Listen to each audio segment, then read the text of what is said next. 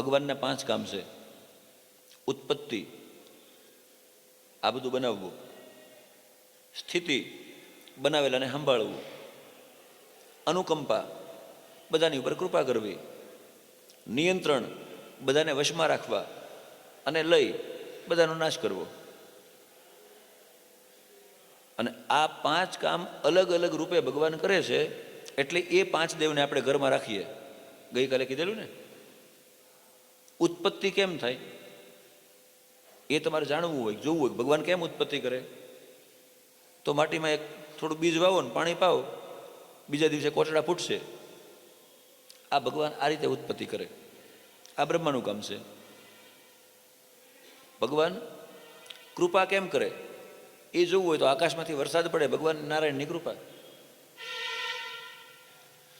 ભગવાન બધાને વશમાં